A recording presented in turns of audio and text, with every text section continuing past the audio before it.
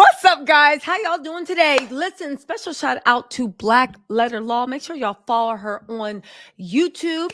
Black Letter Law got us the docs, baby. We got the goods. We are going in on Diddy and Christian, and I've gone through these docs, baby. They're not good, but we believe the news articles miss the worst part. Speaking of worst part, did y'all see the last video I posted about Russell Simmons and Kamora Lee Simmons' daughter, Aoki, gallivanting in St. Bart's with her 65-year-old boyfriend? Listen, we're about to get into these thoughts, but I want to talk to the people that were in my comments talking about some sprinkle, sprinkle.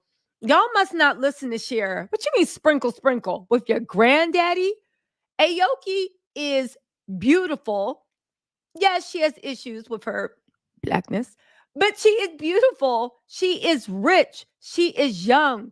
Kamora Lee married Russell because she was broke and poor and needed somebody. Like, why, if you have money, access, clout, you realize Kamora, like, Aoki don't gotta kiss no one she don't want to be chilling on a yacht in St. Bart's. She grew up in that lifestyle. So why would she be there? I blame her mama and daddy. We about to get into this, but when you look at even when you the mindset of the people that were around Diddy, that even when you come from money, even when you come from wealth, even when you still out here looking like you about to film a baby freak off with a man truly old enough to be your granddaddy. What in the world is going on? And y'all bigging up this? Oh my God. If I was 22, had rich parents, I already know what I was doing when I was 22. You got access to all this. You should be hopping off of some beautiful boy's yacht. You could even, if you wanted to go the billionaire route, there are 40-year-old billionaires, but a gross 65-year-old man that got a fetish for black women, girl, I guess. Remember when there were people that toured baby fat and there were 10th graders and Kamora Lee said the most important thing you can do in the world is marry well?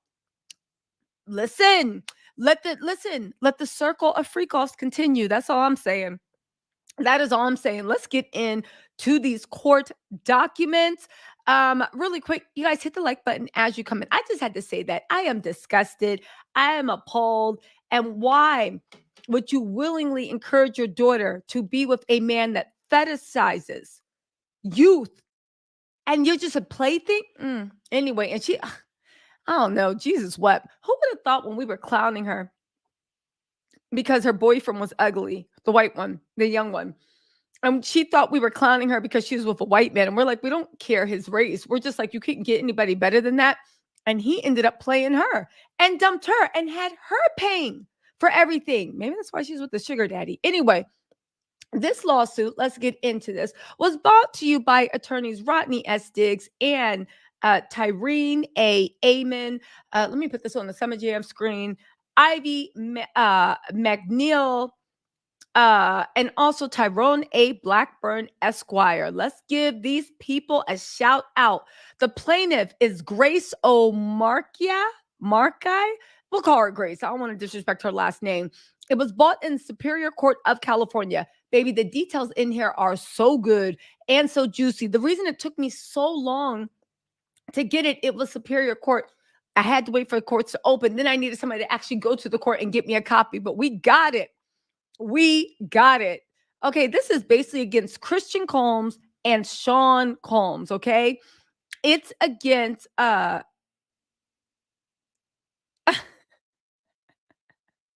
it is against Christian Combs and Sean Combs.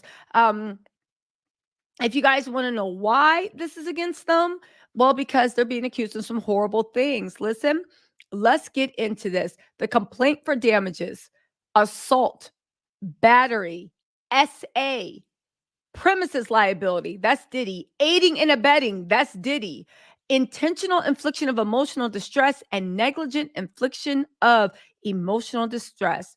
They said Grace is a European Caucasian female who worked as a stewardess of the yacht in the yachting industry in 2018.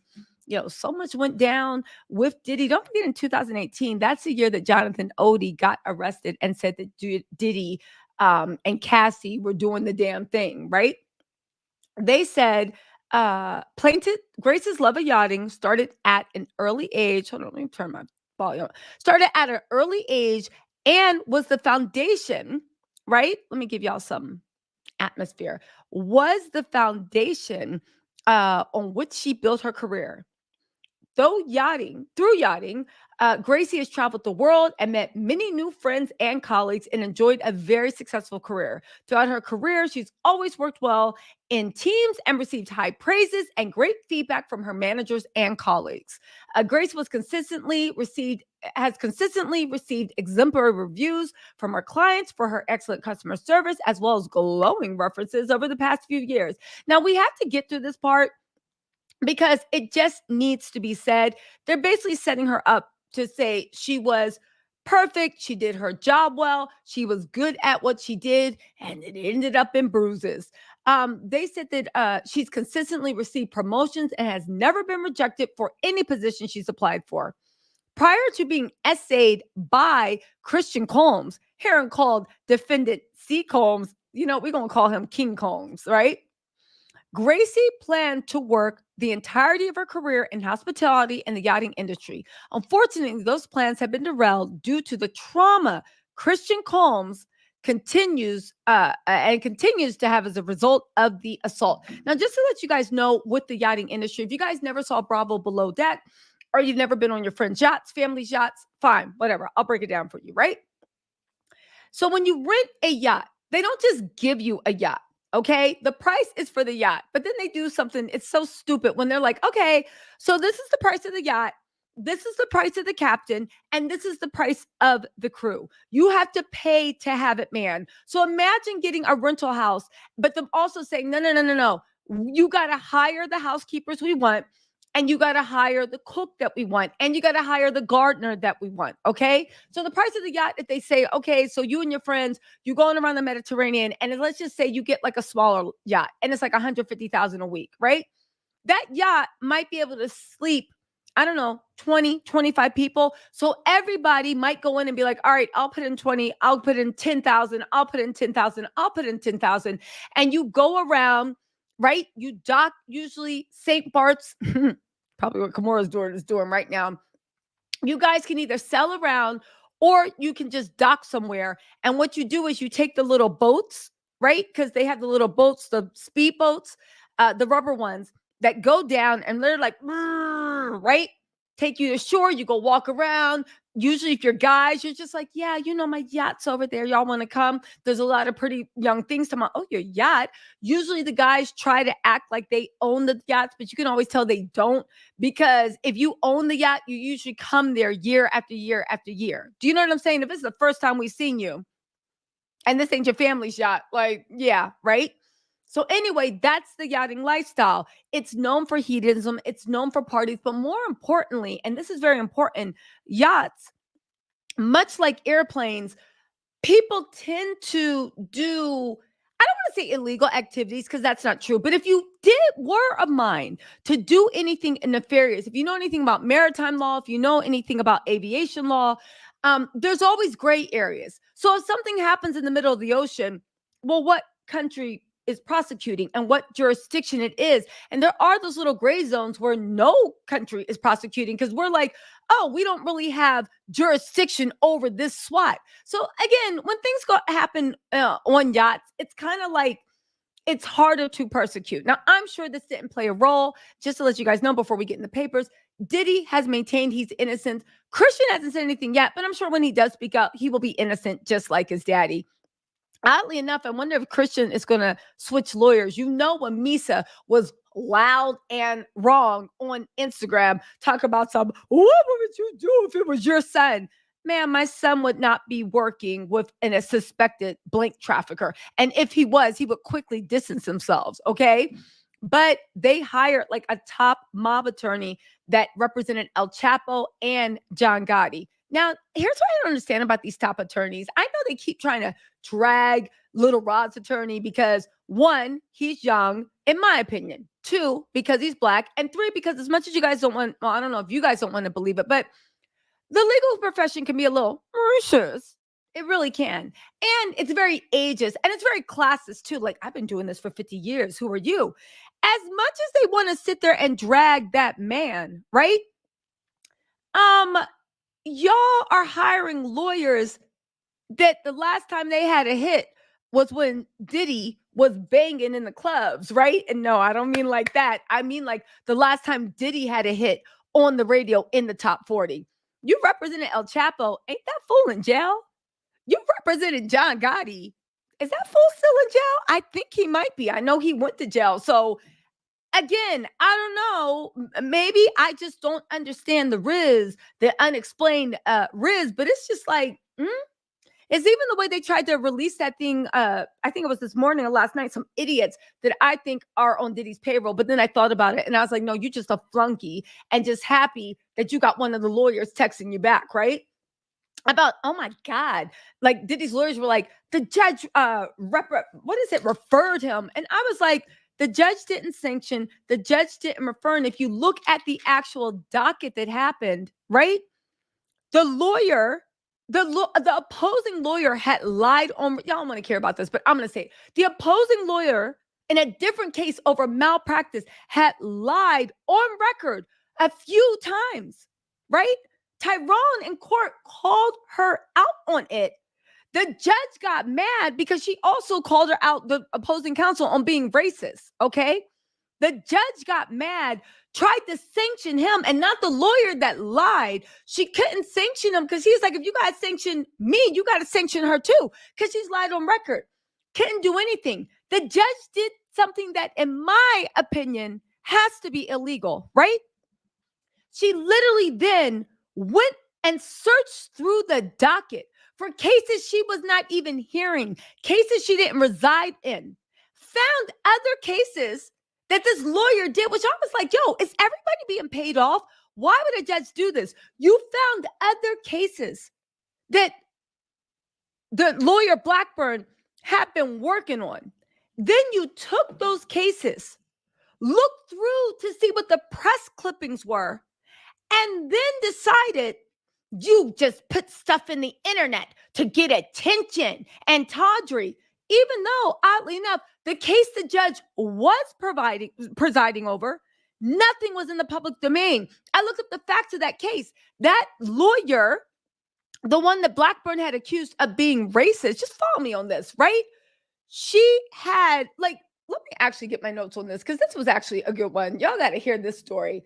It was a wild story, but this lawyer, because y'all got to hear this and y'all got to hear the way, why is it only one thing actually only comes out on one side, right? So here's the thing, right? The judge went and looked through the docket and was like, you just write salacious law, you like lawsuits in a salacious manner to get attention, right? She used that exact same language. Do you realize this was the exact same language that Diddy's lawyers were using? So the judge used that, but Blackburn was like, what are you talking about? The case I'm working on in front of you, Your Honor, is not even in the media. So how is that even going to be an issue? So then the judge was like, she did what was super unethical. I'm pretty sure this is unethical. She literally then went to review all of his other cases, right? And literally made sua sponte off of the bench a critique on his writing style and what he chose to include. Even though in all those other cases that have already been decided, the judges had no problem with the language he used. The judge had no problem with anything that was in the media. She then decided cases that had already been decided that she wasn't even a part of, that she thinks that the writing style was salacious and tawdry. Think about the people that have been using that. Diddy's lawyers and Diddy's lawyers flunkies, right? And then because she couldn't sanction him, she decided to try to embarrass him and be like, oh, I'm referring you to the whatever, even though the referral is BS because you need to be an attorney to make another, to the grievance thing, to refer them. A judge can sanction, right? A judge can reprimand. Judge didn't do any of that. She literally tried to embarrass him. In my opinion, looks like did something unethical and used the exact same lawyers as Diddy's lawyers. Let's also not forget a couple of weeks before, there was all these rumors going around that Little Rod's case had been settled. And a judge that was not even residing over that case was like, whoopsie, I must have actually, how did you go into the court's computers, find a docket of a case you weren't even residing of, and enter in a thing that it had been thing? Again, I'm not saying that Diddy got a lot of money. And I'm not saying that his lawyers are very powerful. And I'm not saying that this law is a dirty game. I am saying this. Every day I see what looks to be like Diddy's lawyers planting stories, doing this, doing that, getting their flunkies, right? To tweet out dumb stuff, do all the stuff, right? Give very one-sided opinion. But yet when the young black lawyer, and I hate to bring in race, but no, I don't, because I'm black and we all know how this goes. Whether you work at Walmart, no shade to working at Walmart, Taco Bell, no shade to working at Taco Bell, or whether you are sitting in the White House, it's a different set of rules. It's cool when they do it, but it's a problem when he do it. Man, you know the rest of that, F them. Anyway, y'all, let's get back into these legal documents. I just had to get that off my chest because I was like, what in the world is going on? I will say one thing, points to Blackburn Esquire, right? Because even though the reason that seemed like the judge was mad is because he called a white woman a racist, right? It's on the docket, right? If you find the docket, it's on the docket, right? Even though, and Diddy's lawyers thought, and their flunkies, right, that need to shine up their glasses, thought that they did something. I will say one thing, point to Blackburn Esquire, because baby, he dropped a bomb that cleared everything. Ain't nobody talking about this but me. Anyway, let's get into the Christian Combs case. Mind you, this could have been settled. Diddy decided not to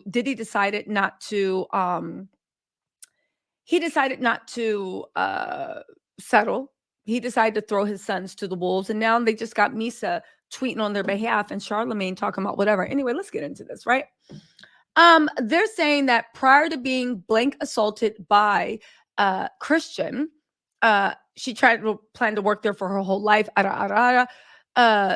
Christian is 25 years old. But they said it's a 25-year-old auto-tuned and heavily edited rapper. Why did they take a shot at Christian like that? Unfortunately, as the saying has it, the apple does not fall far from the tree.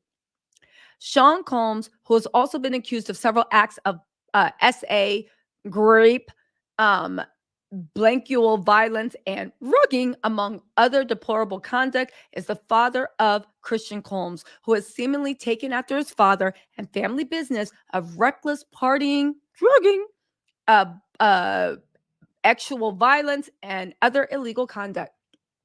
Specifically, they're saying Christian is the second child of billionaire defendant Diddy and his late ex-partner Kim Porter. Upon information and belief, Christian resides in the city of Beverly Hills, California, in Los Angeles County. Sean Diddy is a rapper and record executive, properly known by the stage names Puff Daddy, Puffy, P. Diddy, Diddy, Brother Love, and Love. Yeah. You know, I do want to say before we get back into this, you think that like young Miami's just sitting there thinking rejection is protection because she wanted to have a baby by Diddy so bad. I bet you she is so happy she dodged that bullet. Anyway, okay, so he resides in Los Angeles County. I'm skipping through this. They're saying during the relevant period, John and Jay Doe's 1 through 10 are currently unknown individuals and or employees who aided and or abetted the commission of conduct complained herein. Ooh, he's saying he got 10 people that also aided or abetted. I think this is a thinly veiled, not threat, but a promise, because you know he loves blowing up somebody's spot, that he has more information. Aided and abetted in the commission of conduct completed herein and or who either acted within the scope of their employment. Defendants ratified, embraced, and added to this conduct. As parties engage in discovery, plaintiff retains the right to amend the complaint to add these individuals by name. I know that's right. Diddy gonna be abandoned pretty soon. Okay, now let's get into the cause of facts. Oof.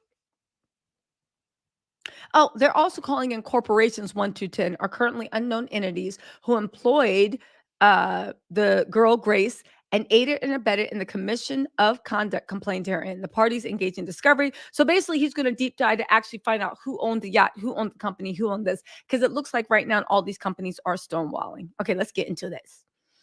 In or around July 22nd, Grace was working on Victorious, a super yacht built by Yacht and owned and operated by Fraser.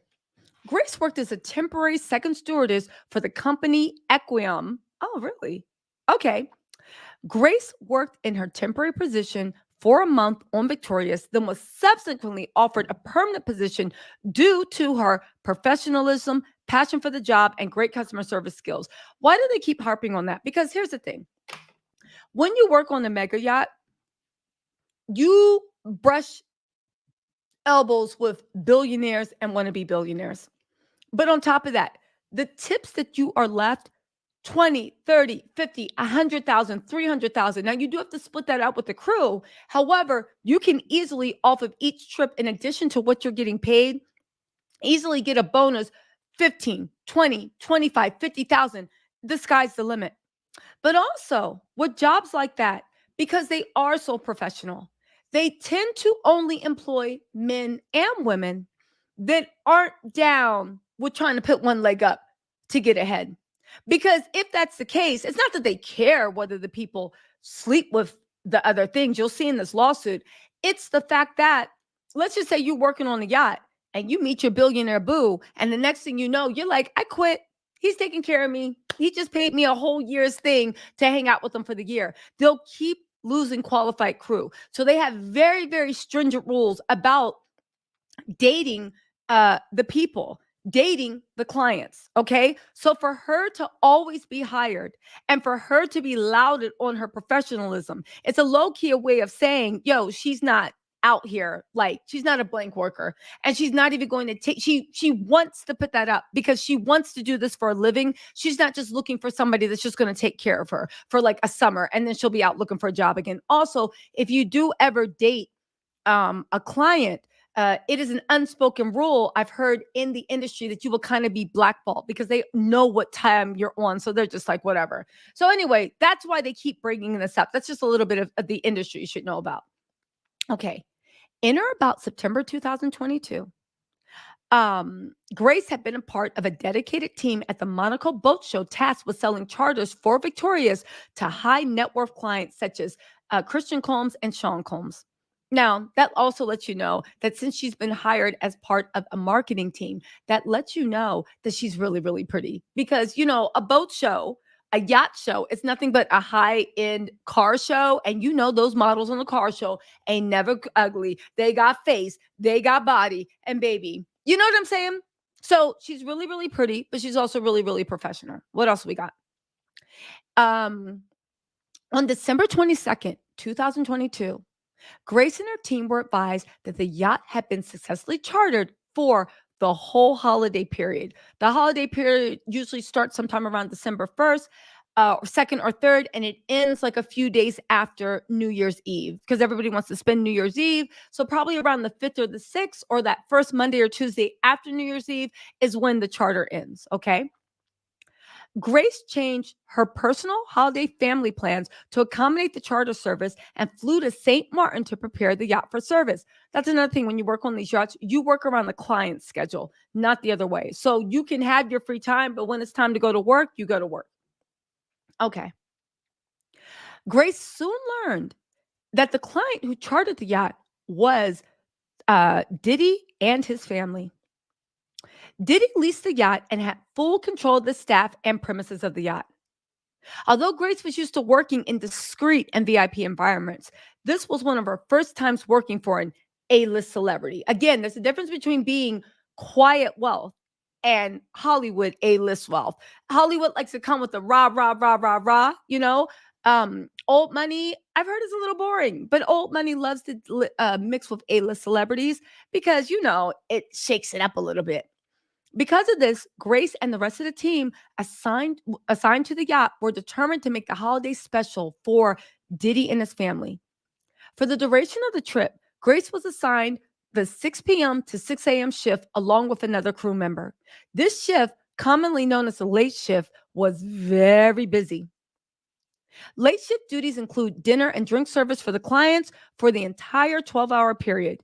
Dinner and drink service had to be carried out with minimum staff support and backup during the night shift since only 2 individuals were assigned. So that means that I wonder, does it mean he said that Diddy had full control over the staff? So that means that Diddy could have said who he wanted on evening shift. And if Grace looks like what I think she looks like, which what girls at like the yacht things look like, yeah, he probably picked the two prettiest people. That's what I'm wondering. Although Diddy was always typically on the yacht, his sons, Christian Combs and Justin Combs, were staying in a luxury villa nearby, but joined their father aboard the yacht most evenings. I want to also say this before we move to the next line. Justin doesn't, no, I'm sorry, not Quincy, doesn't seem to be mixed up in this mess, does he? At all. Why y'all think that is? Why y'all think that is? They said, although Sean Combs was always typically on the yacht, his sons, blah, blah, blah, were staying in a luxury villa, but joined their father in the yacht most evenings. During the second week of the charter service, there was a significant amount of partying and drug use, which caused the guests to stay up throughout the night.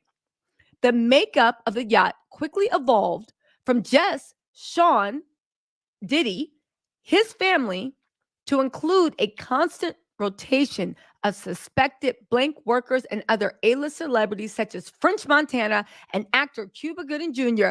Come through, attorney Blackburn Esquire. Look at him wrapping up the things. So now Grace is the second person corroborating what Little Rod said about the way Diddy carries on.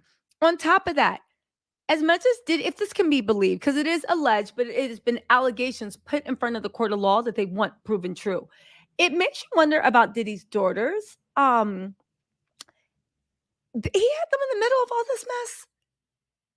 And now it makes that white nail polish on their fingertips, the same white nail polish he was zooming in on his mama's fingerprints, look different. Why do I say that? Because the Russell Simmons and Aoki Lee thing, yeah, like Russell and Kimura got their daughter out there working like the rent stew, even though all her rent is paid. And, they hid enough money somewhere. And you got your daughter working out with a 65-year-old man. It makes me wonder, what did he have planned for his daughters? Now, far be it from me to suggest anything untowards, but now I'm just looking at everybody differently. Like maybe they just actually believe that when a girl comes of age, she's like ripe and lush and with the fertility, and that is like her biggest asset, because you come where like women are just looked at who has like the fertility. You know what I'm saying? Anyway, Diddy turned what was sold as a wholesome family excursion into a hedonistic environment. According to Grace, it resulted in an unexpected increase in workload for her and her colleagues, as well as unwanted exposure to unlawful drug use, blank work, and general chaos. It also created an extremely hazardous environment. For example, guests often demanded drink service until 6 a.m. Staff was often treated with disrespect. Suspected blank workers were sprawled out unconscious all over the yacht, and it was difficult to distinguish which bottles of alcohol were laced with blank and which bottles were not. Now, why is he going into so much detail? Well, I'll tell you why. Because quite simply, they're also suing Diddy for liability. See, Christian's the one that allegedly committed this, according to the complaint, the crime. But Diddy chartered, and he was responsible, since he had full control over the staff, to make sure the staff were also kept safe. So that's why they're setting this up to go into Diddy's pockets too. Diddy gonna be broke. I hope his family's smart. I hope Jesse and Delilah been studying, because baby, you might need a full scholarship.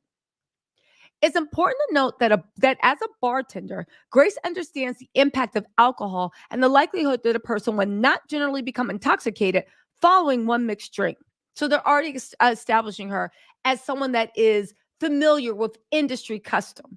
industry custom or unwritten laws that anybody that actually has any experience in the industry would actually know. So they're actually saying it wasn't just her best guess. She's a bartender. She served people drinks. So she knows how somebody would act off of one drink versus two versus three. Okay. Because of this, Grace found it very suspicious that after one shot of De Leon tequila or one mixed drink, various women on the yacht will be falling over themselves, panicking, or passing out. This led Grace to reasonably believe that the alcohol given to these women were likely laced with drugs. Grace was aware that Rodney Jones, right, a producer who was employed to work on the Love album Off the Grid, was required to be on standby for musical recordings often late into night. Diddy sounds like a maniac, but wasn't it released in something that Diddy used to only have Cassie work on music so he could play it, not to release it, so that he could play it while Cassie had a freak off? It was a weird psychological thing, I think. It sounds psychological to me, a psyop that he did to Cassie. So I find it very, very odd, right? I find it very, very odd that he's also doing the same thing. It seems like, as much as Ethiopia's like, oh, I've only been to the studio, it seems like Diddy's studio sessions were popping and not in a good way, right? It also seems like Diddy liked to create when he was in the zone of hedonism. That's when he was his most creative. So if you need to be on standby during a late night session, what was going on to make you pop into that creativity? The Love album, I will say one thing. They really hit gold with this mofo. They hit gold with this lawsuit because this lawsuit backs up what Little Rod is saying. And on top of that, the feds just raided, the indictment's coming down. That's what the streets are saying. I'll do a separate video about that. We're not going to go off topic. I already got off topic enough, right? But the great thing about the feds doing this is when and if Diddy is arrested and charged, they don't have to do any more digging. They can just sit back, right? Put a little ice in their apple juice, sit back and let the government, because the thing is that, Burry, most lawyers, is discovery. It is very, very, very expensive to do discovery. It is because you're allowed to play hide the ball with discovery. It's very, very expensive to do discovery. And the better the discovery is, the easier your case is to prove. And if you have an opponent with a lot of money, they will bury you in red tape, paperwork, everything, so you can't properly conduct it. Or you might even not even have the money to call experts, do this, do that. But you know who does have money? The United States of America. And you know who has the spending power of the United States of America to rip apart your whole life, look under every stone, review, and get experts? The federal government. This is the best timing in the world. As much as those Diddy's lawyers wanted to make Little Rod's attorney the story, the feds are going to go in there and research and do discovery and rip apart and basically hand pick evidence that Little Rod can also use in his case. They're doing all the heavy lifting. So all they got to do is sit back, and they're going to be so busy squaring up with the government, they're not going to have time to literally get other people. You see what I'm saying? It's a perfect match. Anyway, they said the Love album Off the Grid is the fifth studio album by Diddy. And it was released on September 15th, 2023. It was released to a thud. Hold on, my camera just went out. It was released with the thud. Everybody, when he dropped that album, everybody was like, y'all hear something? Anyway, they said Little Rod was accepted as an extended member of the service staff and spent time with this girl, Grace, at the service bar and piano room where he played piano. Okay, go ahead and flex it. You a musical prodigy. On or about the early evening of December 28th, 2022, 3 days after Christmas, the evening shift started as normal. But at about 5 a.m., Grace was messaged on the on-duty phone that Christian Combs will be joining the yacht by tender. That's that little speedboat I was talking about. It's a smaller craft that runs back and forth from a larger yacht and is used for servicing and providing support and entertainment to a private charter or charter yacht. Christian Combs wanted to be brought over to the yacht to record in the yacht's makeshift studio with Mr. Jones. Now, I haven't heard anything Christian's done, but somebody told me that you can tell his daddy bought him his career because he is moderately talented. So, like father, like son. They said, although it is not unheard of for Christian Combs to come aboard at such a late hour, he usually stayed at his dwelling offshore overnight, particularly when there was no party on board on any given night. Christian arrived in the tender, that's the Uber back and forth to the yacht, and was heavily intoxicated. Grace suspected that Christian was intoxicated with a mixture of narcotics and alcohol. So basically, he was tore up from the floor up. Upon entering the recording studio, Christian immediately started ordering that tequila shots be poured from a bottle of alcohol that he may have bought onto the yacht. Ironically, Christian Combs was playing Cassie's "Me and You." Oh my God, they said Cassie's "Me and You" was playing in the background. They said Cassie, of course, was an artist under Diddy and his former love interest, who also accused Diddy of serious sexual and mental abuse. Now, in the studio, Christian asked Grace to bring the shots to the recording studio. And that's like the sun deck. So apparently, the recording studio was also the sun deck. And Grace said, okay, right? Because she was the only person serving as a steward at that time. Now, if you guys don't realize it, again, even though you are on the yacht and it is like fancy and you do get all, you basically are a service worker. So you eat what you kill, which is to say that if you make a guest unhappy, if you mess up the tip, not only are you messing up with your livelihood, but you're messing up with the whole crew's livelihood. And that's one way to be kicked out of the crew if they don't get the tip. So it's more incentive that you want to please the client or at least kind of like go over and above so at least you can actually get that tip. Okay. Just want to let you guys know that's what's going on here. Right. Now they're saying Grace noticed immediately that he was particularly attentive with her, which she considered very inappropriate. However, Grace began to become concerned when he insisted that she take shots of tequila that he may have bought on board the yacht. Under the pressure of wanting to be polite, Grace said, okay.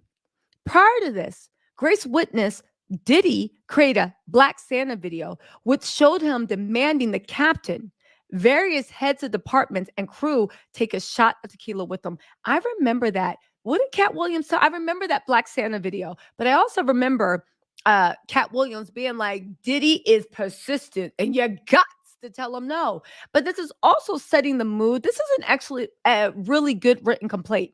This is also setting the mood, okay? This is also setting the mood that Grace already knew that even her bosses were trying to bow down and kiss Diddy's feet. So it just goes into her mindset that we need to make these people happy. As this was a pattern established by the captain of the yacht, okay, and Diddy, Grace felt comfortable knowing that Rodney Jones was present and didn't think anything more of it.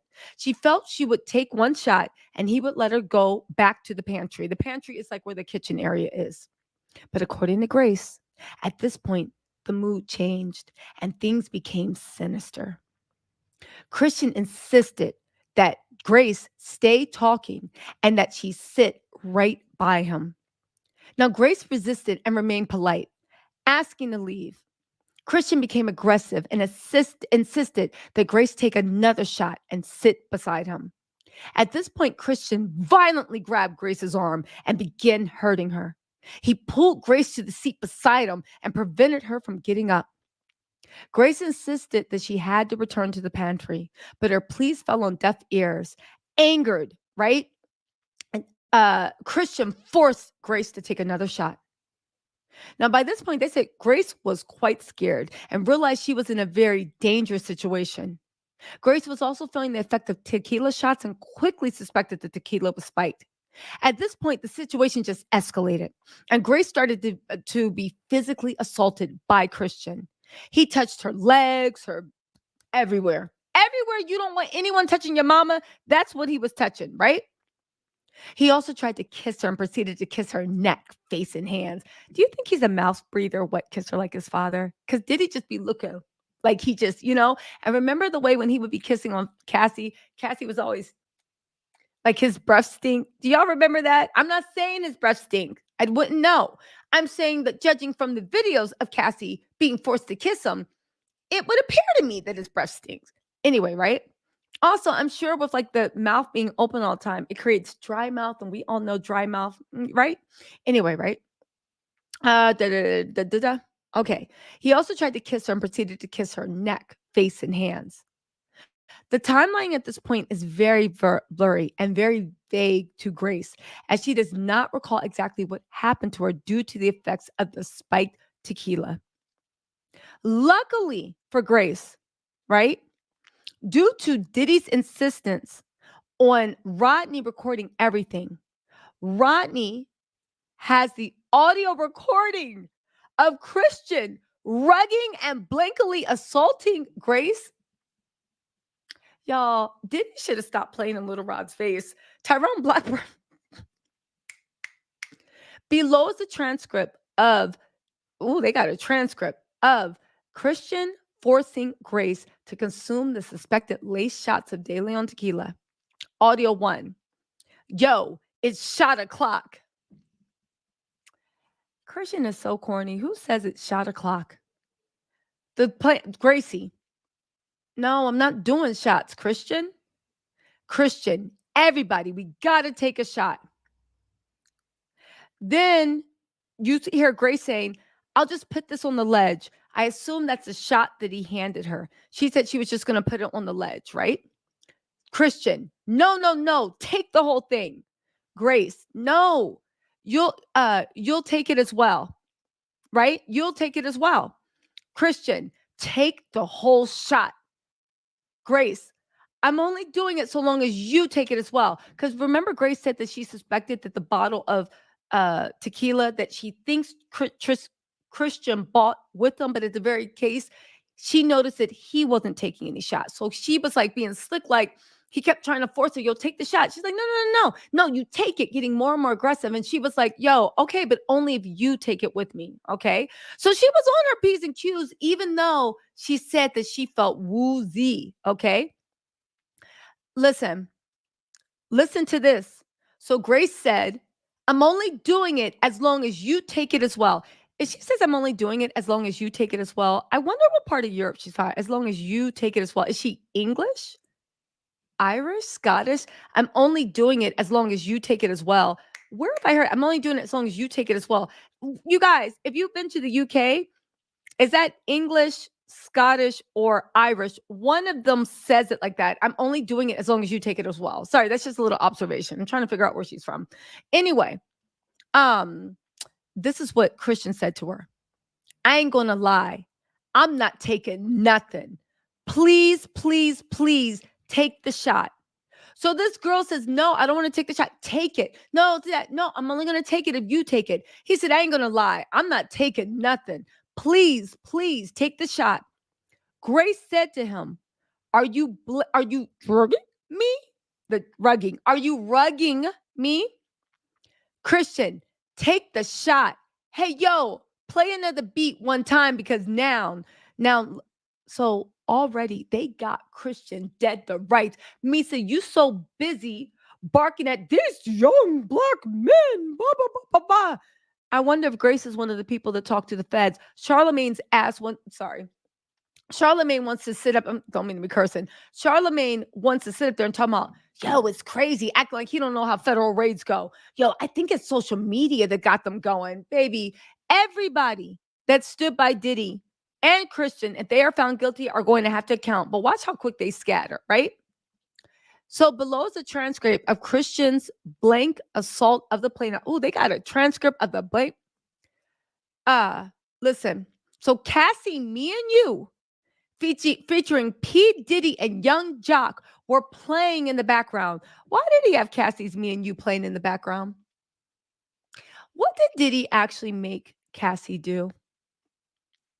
What did Cassie, because remember how they said that Diddy's sons in Little Rod's thing participated in freak offs?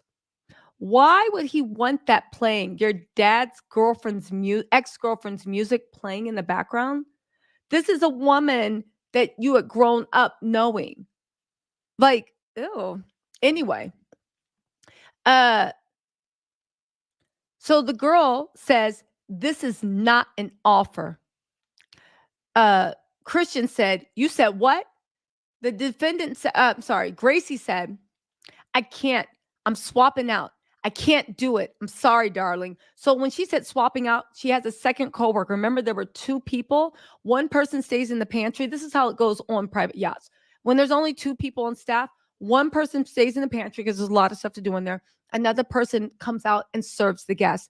She literally at this point said, I can't. I'm swapping out, which means she wants the other person to come deal with the clients. And she's going back to take care of the pantry, which is bartending, cooking, getting stuff ready. It's like the back of the house, the front of the house, right? She said, I'm swapping out. I can't do it. I'm sorry, darling.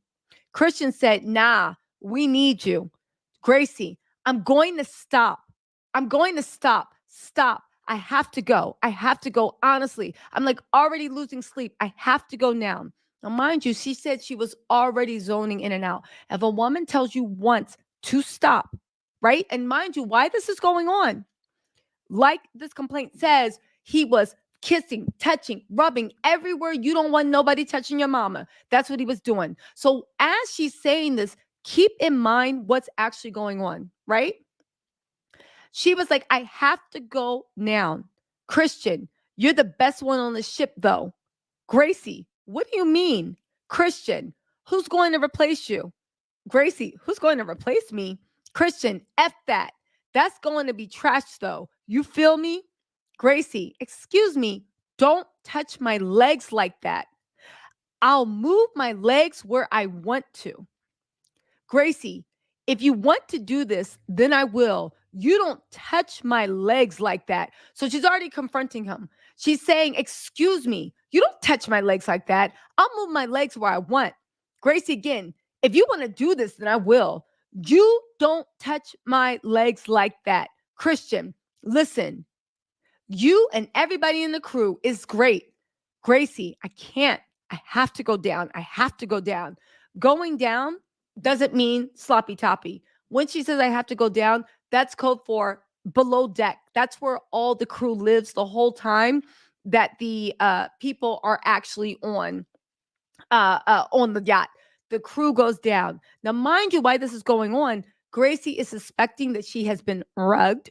She thinks that everything's blurry and hazy. She's zoning out. But even through this suspected rugging, she is still cognizant enough to say, don't touch my legs. Don't touch me. If you want to do this, we can do this. You don't get to touch me. How many times can you tell somebody you don't want it? And they have this on audio, but right now they transcribed it in the complaint. He said, she said, I can't. I have to go down. I have to go down. That means I have to go back to like my sleeping quarters. She's feeling woozy. He says, no, yo. No, he says, no, yo, tell me, listen, Gracie, what? Christian, like, say you're just vibing with me this whole time. That's another thing. They can actually get fired and lose their job for even being caught in a compromising position with them. So she's trying to save her job and she wants to save, everything else. Christian, like, say you're just vibing with me this whole time. Gracie, I can't. I promise you. I wish I could, but I can't unless I say that you guys requested me. Now and again, they might try to come back and be like, see, she said, oh, I wish I could. No, no, no, no, no. Anybody that's ever been sexually harassed knows she didn't want to lose the tip. She didn't want to piss off the customers. She didn't want her crew to get mad at her for losing that tip. So you can't anger the customers. You've already seen your bosses joking around with Diddy. So you know they're literally on their knees trying to kiss the butt, kind of kiss his butt. So what do you do? What do you do every single time a man's like being too aggressive? No, I wish I could, but I can't. I can't. Unless you say that you guys requested me. But she already knows that the captain is not going to okay that. So it's an easy out without getting them mad. You know, when you're just like, you got your one girlfriend being like, no, she can't. She got to go home. Anyway, right? Christian, yeah. Who can I talk to right now? Who can I talk to? I'm going to say I requested you right now. Now, keep in mind, while all this was going on, right? She was telling him, get off of me, get off of me, get off of me. So I think she's trying to get away. Christian, I'm plaintiff. Well, listen, this is what she said. Well, You can take your hand off my ASS for the first thing. This whole tape, she's saying, I do not want you touching me. He said, yeah, who can I talk to right now? Who can I talk to? I'm going to say I requested you right now. Gracie, well, you can take your hand off my ASS for the first thing. According to Gracie, she said she would have to be requested because she knew anyone of authority who would approve the request was asleep. Christian would not be able to contact them, and then Gracie could leave. After being assaulted in the recording studio, Gracie attempted to resume her duties that night. She made her way to the pantry, where she met another steward who was assigned to take over the ship. Her colleague recognized that Gracie was visibly intoxicated, in shock, and trying to finish the shift. Shortly after returning to the pantry, Christian called for Gracie. When she didn't answer, he went looking for her and demanded that she find him a place to sleep on the yacht. At such a late hour of the night, there was no spare cabins for Christian to stay in. Despite this, he refused to go back to shore. The most acceptable place for him to sleep that night was in the cinema. Gracie directed him to the cinema, which was commonly used as an actor's sleeping area. The cinema has one door to exit and enter. Gracie entered the room, and Christian blocked her from exiting. Gracie retreated to the corner of the room, and Christian became physically and extremely aggressive. He cornered Gracie and started to grope her. Gracie was pushing him back constantly. Christian then took off all of his clothes. His blank was blanking. He was standing at full attention. He grabbed her arms and was trying to force Gracie to perform sloppy toppy on him.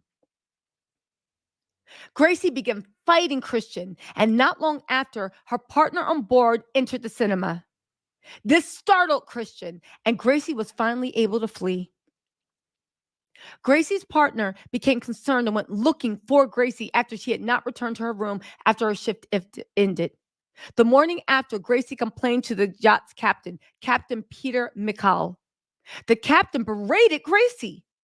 He lacked compassion or concern, failed to investigate, and insisted that Gracie was probably voluntarily partying with the guests. She was not. If you guys don't know, where are they? Right here. I put some pictures from the complaint in. That's Christian facing these charges. But all jokes aside, where that's his no good daddy, if these charges can be believed, right there. So there's a lot of pictures of her bruising. I know it might not come across on the screen how deep they are, but they are deep. And let's not forget that these bruises were taken just a few hours after it happened. Anybody that knows about bruising, and I'm sure we've all been bruised some way or the other, you know that as the days go on, the bruising gets deeper. This is just mere, I think, hours after it happened. Mere hours after it happened. Look how deep this is. I don't know if the screen actually does a good job of showing it, but the bruising is deep and it goes up the arm. Now, I know what some people might say, oh my God, maybe they were roughhousing it. However, they have audio recording that Grace said no over and over and over. And Christian even tried to be like, well, find me a place to sleep and all this stuff. Literally got completely naked, was standing at attention. Grace, I assuming, was clothed, and as soon as somebody came, she started fighting him, like fighting for her life. And as soon as somebody came in, she ran out the cinema. Where are we at? The captain added insult to injury by assigning Gracie to work in front of the house, which required personally serving Christian while they were on the yacht. Gracie was not provided an option to be isolated nor have to serve Christian. Gracie was 25 years old at the time of the attack. Based on information and belief, Diddy's employees, including his drug mule, Brendan Paul, his chief of staff, Christina Coram, which is being called his Jose Maxwell, and his second in line, Frankie Santella, learned of what occurred and informed Diddy. Shortly after, and that's another thing, this girl, the captain was like, oh, whatever, because he wanted to get his money. But you got to think, if this girl was lying, how did the Diddy was informed that, like, yo, this girl's saying that Christian, blah, blah, blah, blah, blah. Shortly after, Captain received a generous tip from Diddy in order to keep the captain quiet and keep him from protecting Gracie or taking action on her behalf.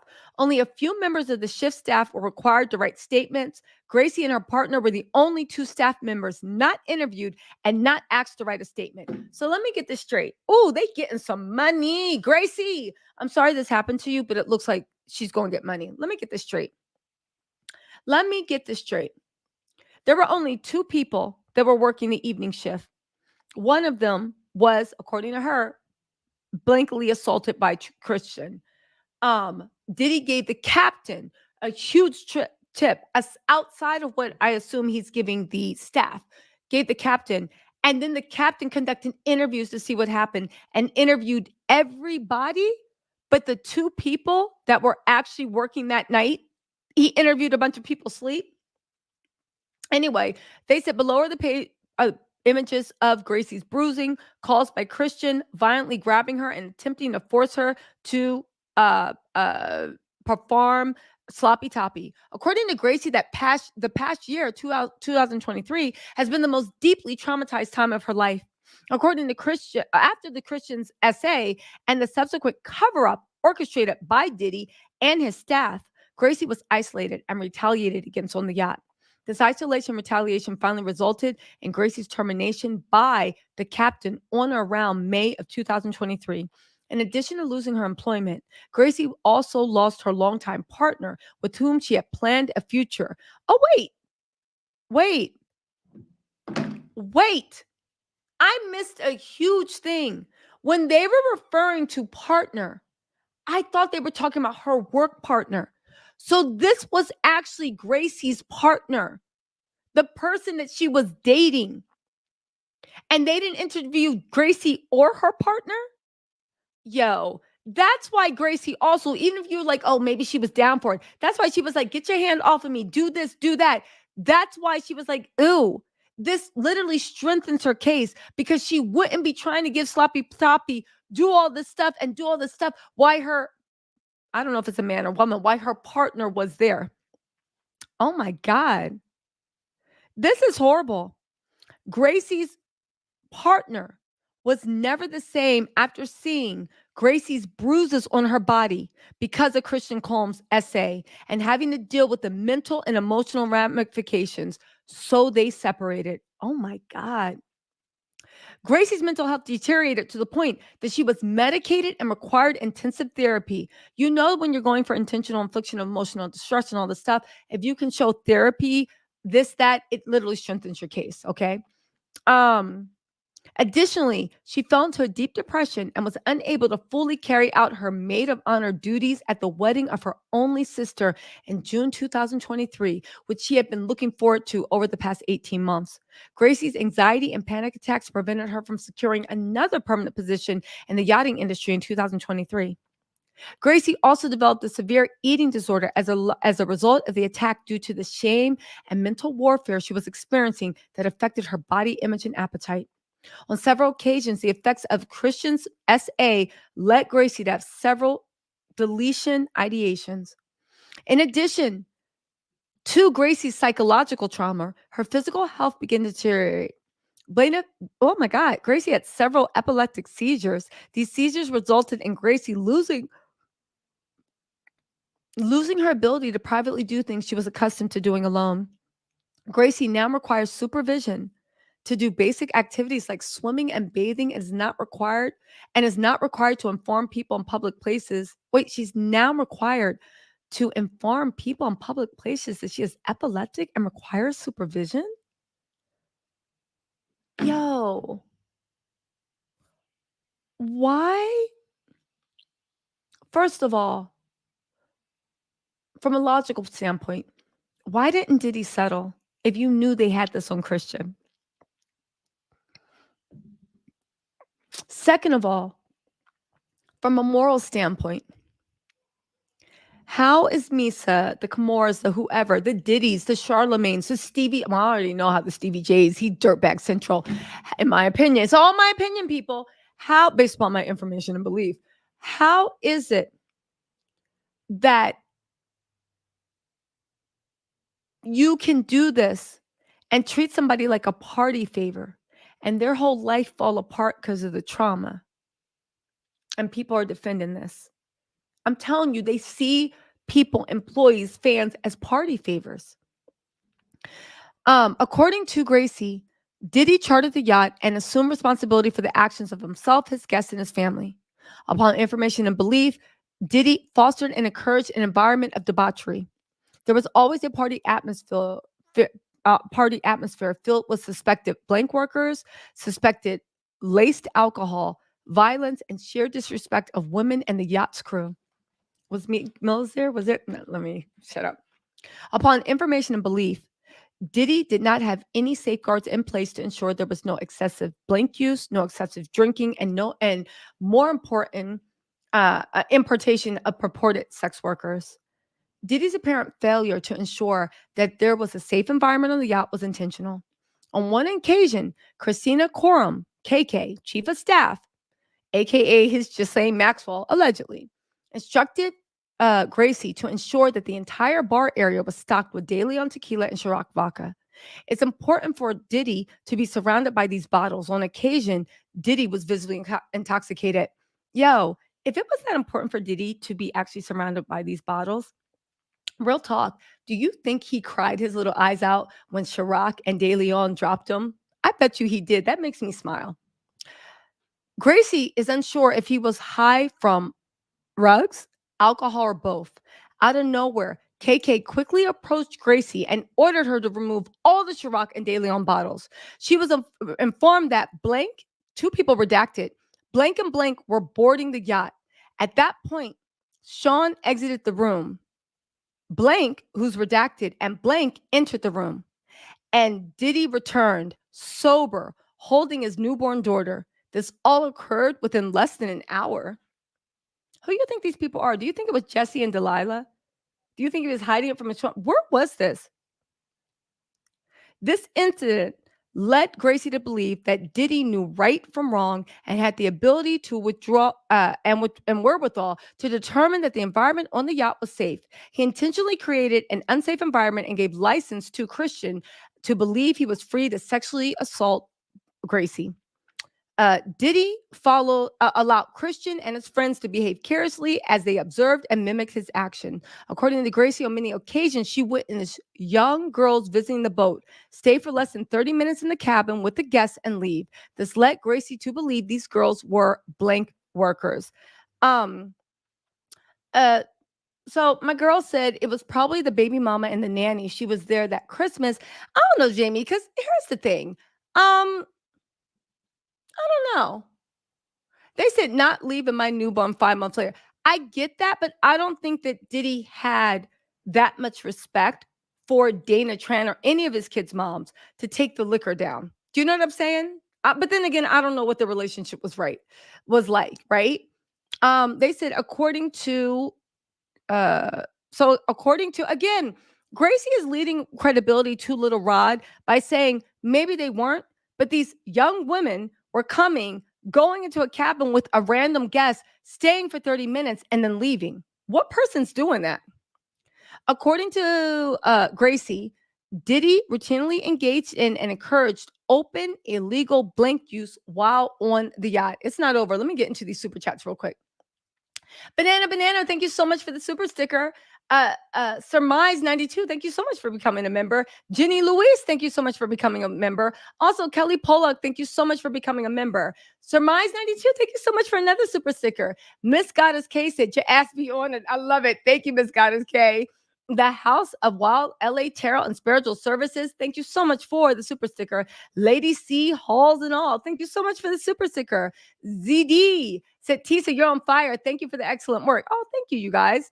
SON, Sun said, they all flip like pancakes in the end. I believe they will, unless, I wanted to make an analogy. I was going to say, unless they all turkey bacon, but I don't want to put turkey bacon. Diddy already ruined white nail polish, but we're going to reclaim this. So let's not let him ruin turkey bacon too. Tommy Bites Homeset TV. What's up, Tommy said, Charlemagne has its own changes Elaine, right? Has its own cases allegedly. Yeah, he does. He honestly does.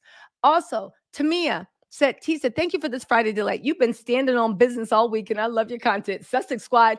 Girl, listen, tomorrow I'm getting back to the Sussex Squad and we get back to Diddy stuff. It's just been so much news coming in and y'all know I've been investigating, calling, doing everything I can to get some information. Kim Clark, thank you so much for becoming a YouTube member. Also, Tizzy Joe, thank you so much for the super chat. I appreciate that so much.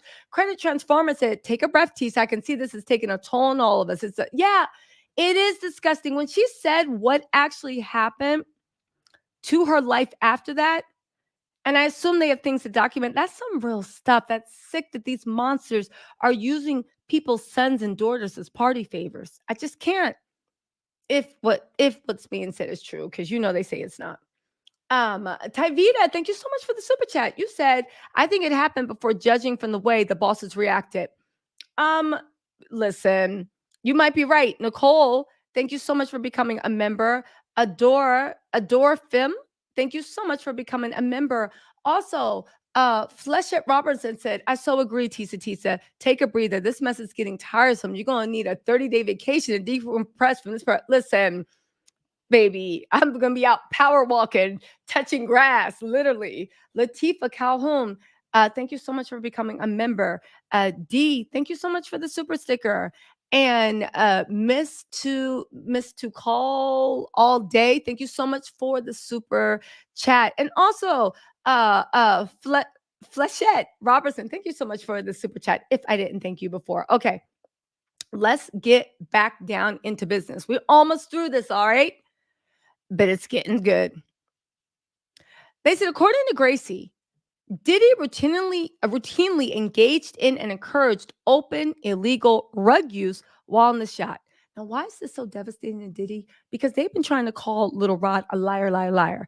Brendan, the man you charged with being your mule, has already been arrested for possession and got all the things that Little Rod said he always carry around for Diddy as the party favors, right? Bring them party favors to turn people into party favors.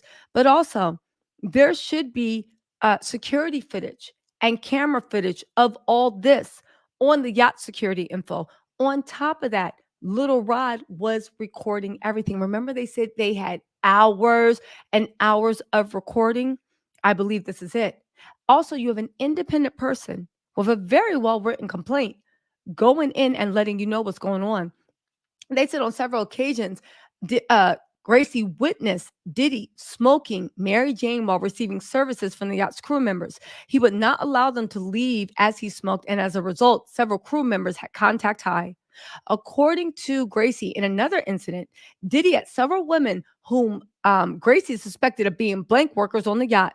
In one incident, a girl was extremely upset and ran to the lower deck, locked herself in the massage room, and was hysterically crying.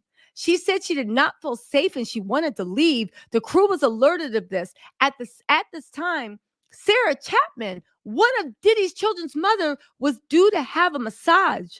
So Gracie had to attempt to remove this young woman from the massage room, but she was very reluctant as she felt unsafe. Eventually, she did left. What was going on that yacht? This is why he hired that international lawyer. According to Gracie, on another occasion, Christian lost a large bag of Mary Jane and required the crew to search the yacht for it. According to Gracie, on another occasion, while Hulu was filming, Diddy and his friends, including Young Miami, were playing a game called Carisha Please. Diddy was dared to expose himself. At that point, Diddy stood up, pulled down his pants, and exposed his blankety blank. Gracie was standing beside the table and heard the commotion. Diddy's mother was sitting beside him. Oh my God. Gracie then returned to the pantry and refused to stand by outside on the of the pantry for the duration of the service period. So they were playing Carisha Please. And let me tell you something. I know everybody thought Carisha Please was a cute game. It always seemed like a deviant game to me. Yeah, if you want to play with your man or this and that, or maybe y'all, but it was just weird. Right? It's almost like they were trying to commodify the deviancy. But let's get into this. The deviant behavior. Let's get into this. They were playing Carisha Please with Young Miami, right? Stevie J was probably so mad he wasn't involved. One of the cards said, you have to expose yourself. He stood up, pulled out his pants, and exposed himself. His mom was sitting right beside him. Yo. Anyway, Gracie ran to the pantry and she refused to come outside for the entire duration of the service. According to Gracie, on another occasion during New Year's Eve, right? Diddy had guests who stayed until late afternoon the next day. A fight broke out between Justin's friends. They physically assaulted each other and walked around the boat topless, screaming. I assume these are women. Gracie and the crew felt very uneasy in this environment.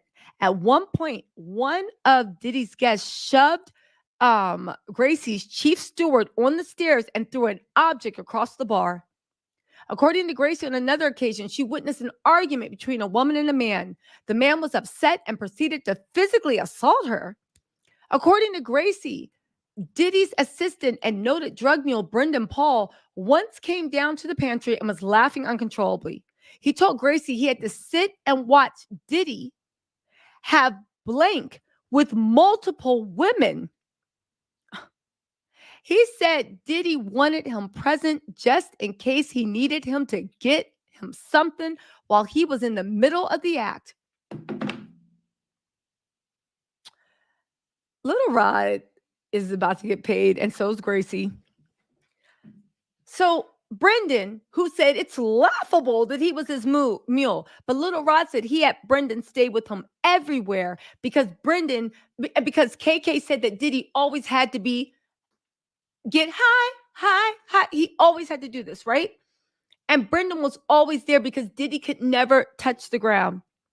And Brendan came in laughing uncontrollable and told Gracie that he had to sit in a room while Diddy had a freak off, for lack of better words, just in case he needed something.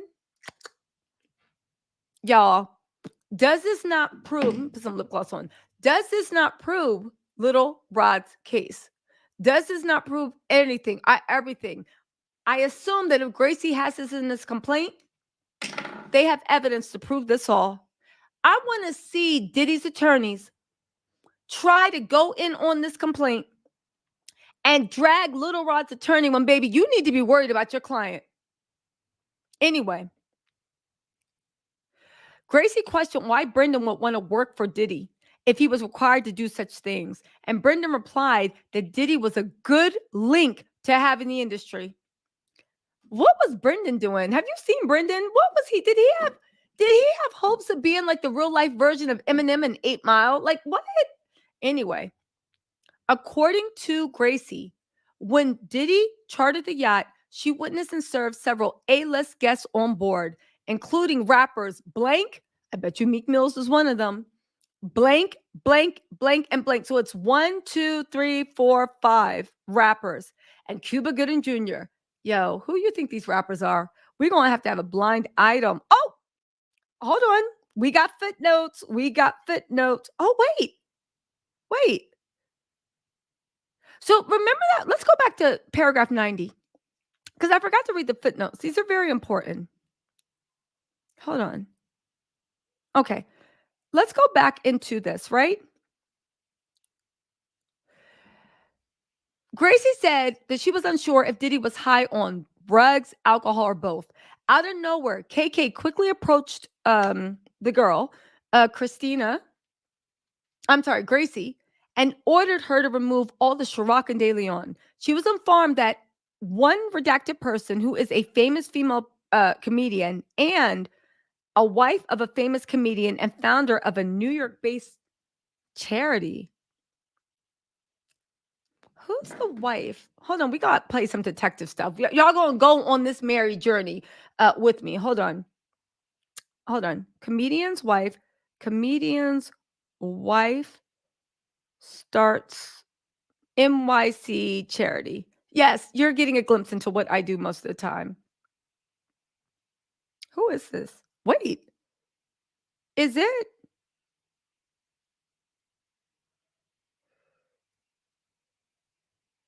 Who is this? Is it Jessica Seinfeld?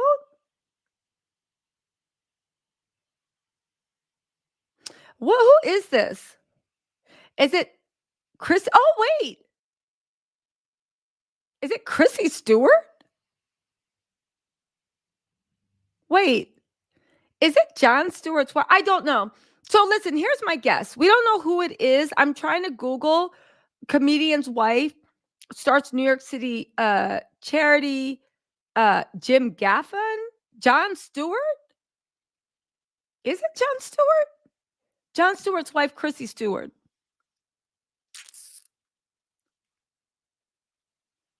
Ooh, I don't know. Anyway, let's get back into the complaint. But it also says it's a famous female comedian. Who are the most famous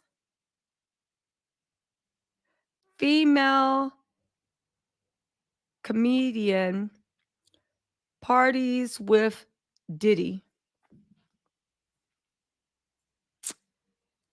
Yo, Amy Schumer. Wait a second. Okay, so we don't know who these two women are. We'll get back into this in a second.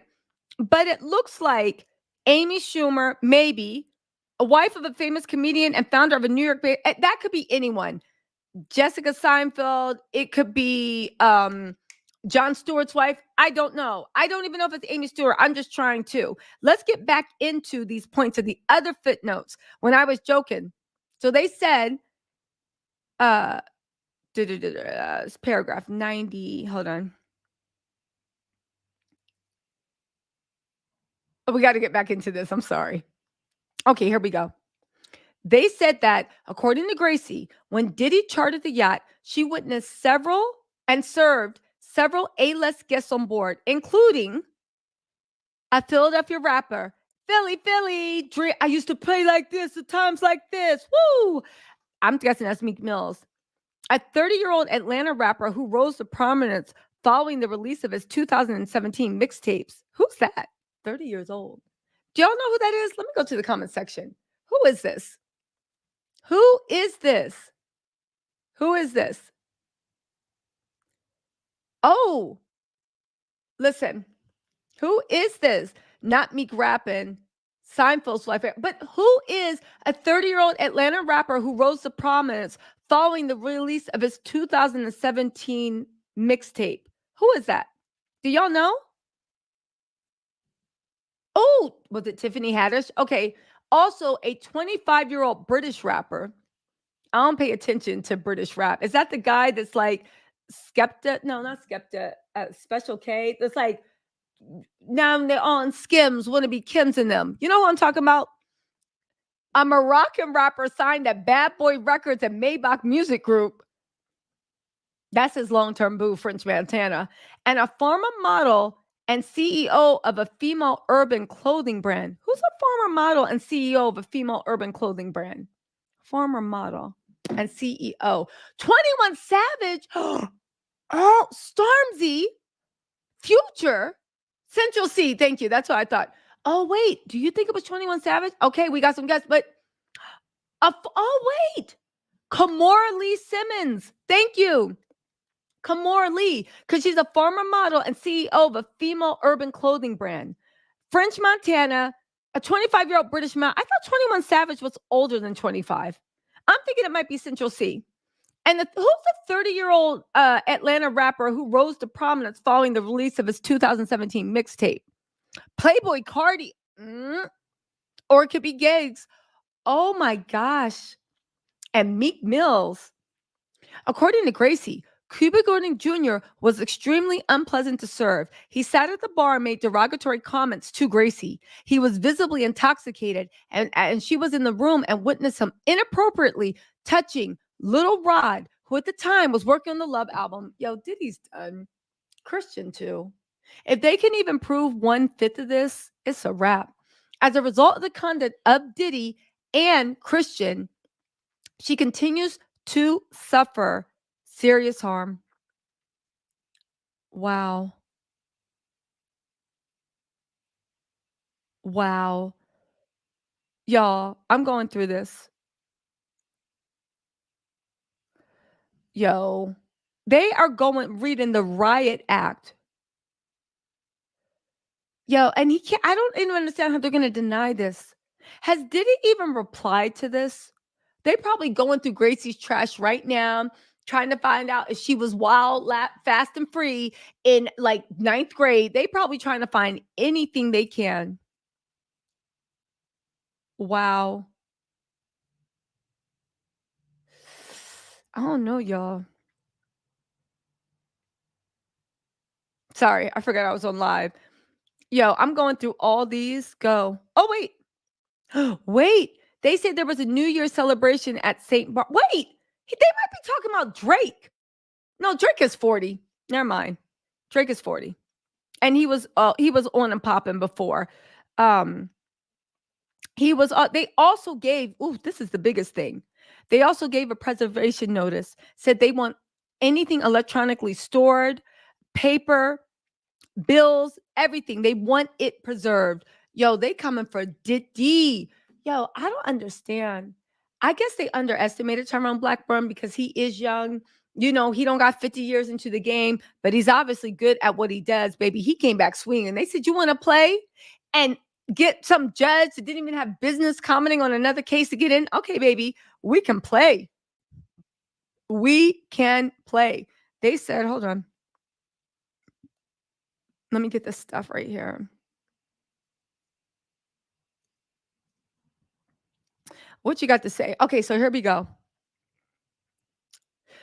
Oh, here we go. They said this was remember that? Let me show y'all. Remember this? That picture right there? Y'all remember that? When everybody was there. Let's see who we got. We got Quincy, we got Janice. Funny thing, so Young Miami was on the boat with Dana Tran. Yo, Young Miami swallowed a lot of crap. We also have this. They're filming, right? This was all off of the yacht. They were filming for the reality Hulu show. Oh, look at this. What we got here? We got Drake, what looks like on a yacht, and we got Drake cheesed up with, right? Cheesed up with Cuba Gooding Jr. Uh, look at this. We got who we got here? That's the captain. Let's see if we can zoom in and see Gracie. Where's Gracie? Where is Gracie? That's the staff and the captain. We got to find Gracie. I think that might be the captain. Don't listen. I think that might be the captain. But this is around New Year's Eve. And here's everybody. Hold on. Here's everybody on the ship. What y'all think? What do y'all think? What y'all think? I think Diddy's done. I think that, let me read these super chats really quick. Nicole Ava, thank you so much for the super sticker. Live Well LA said 29-year-old Atlanta rapper with mixed taste. Oh, Little Baby. Yo, it might actually be Little Baby. Right here, it says Diddy spends the holidays in St. Bart's private yachts, jets, and yachts involved. This is an auto evolution. He was bragging about this mess. Oof, that's the one thing they can't even lie because, baby, everything is documented. Yo, this is wild, even though the posts have been removed from Instagram. Let's keep going. Cinzia, you said preach girly. Thank you so much for the super sticker. Live Well LA, thank you so much. Antonio Raphael, thank you so much. Renegade, where are you at? Renegade 1991, thank you so much for joining. And also Chanel Garcia, thank you so much for becoming a member. And Antonio, thank you for the super chat, by the way. Yo, Live Well LA, I think you're on to something. It's Little Baby. I think, again, this is all us playing the game. We don't actually know who they're talking about, but this is crazy. This is crazy. Y'all, listen. We've been on for an hour and a half. Let me get off this live. You know, I'm going to unpack this all tomorrow. I might even post one more video up tonight, or maybe I'll go live a little later on tonight, but I don't know. Do y'all be up on a Saturday night? Do y'all be up? What is it? A Friday, Saturday, whatever. I don't know, y'all. There's just something. Listen. There's something. Yeah. No. Mm-mm. Diddy's done. What y'all think? What y'all think? Put a one in the comments if you think Diddy's done. I don't know. I don't know. Listen, let me get out of here. I'm going to try to come back on live in about like 20 minutes or something. I want to come on live about that Shine stuff, or should I save it for Saturday? Because I don't know if y'all going to be doing stuff on Saturday. Should I save the Shine stuff for Saturday? Oh, also look at this. Look at this. Diddy had it. This is the yacht that they said that he had the Santa hats, he made the Santa video, and that he was forcing everybody to take shots. This is the crew with Santa hats on with shots of De Leon tequila. Y'all want me to come back? Do y'all want me to come back and do the Shine stuff? Don't say you don't care about Shine. You will after this. Diddy should care about Shine. Hey, yo, they're doing this with his daughters on the yacht. Listen, this is what I do want to say, right? Maji, right? Maji, listen. This is what I wanted to say about Diddy. Sorry, guys, my camera. This is what I want to say about Diddy. The fact that he's been able to convince us he's such a family man, I'm beginning to think that world just looks at everything differently. And the same way Diddy had his mom wearing white fingernail polishes and was zooming in, I'm beginning to think this like, yeah, he had his daughters around. All that mess was going on. Why his daughters were also there. It's a way of life. It's a way of life. Mixed Shift Samantha said, great job, Tisa. Beautiful as well. Oh, y'all be hyping me up. Even when I be looking like, who shot Paul? I love it. Thank y'all. I really appreciate that. So listen, what should we do tonight or should we do tomorrow? Which one? Tonight? Yes, there are documentaries in the work about Diddy, Anthony. There are. And don't forget, back in December, I told you guys that a major network was doing it, and also a major network overseas in the UK were doing it at the same time. A major cable network and thing. I think I said that in December, and I believe I've been proven right. Yes, major cable network, right? Maybe same place. Well, you know what? Let me not say too much. Anyway, right? Who said Shine is a sexy name? Don said if it's Diddy related, hell yeah, it is Diddy related. It is Diddy related. Okay, you know what? I'm gonna do it. I'm gonna do it. I'm gonna do it. I'm gonna come back on in about 10, 15 minutes. Make sure y'all join me back on this live. We're gonna get into this mess. And then, yeah, and then it'll go. All right, y'all. Let me know what you think in the comments. I'll see y'all soon, okay? If you're watching this on playback, you won't want to catch the Shine one. All right. Talk to y'all later. Bye. See y'all soon. 15 minutes. Don't be late.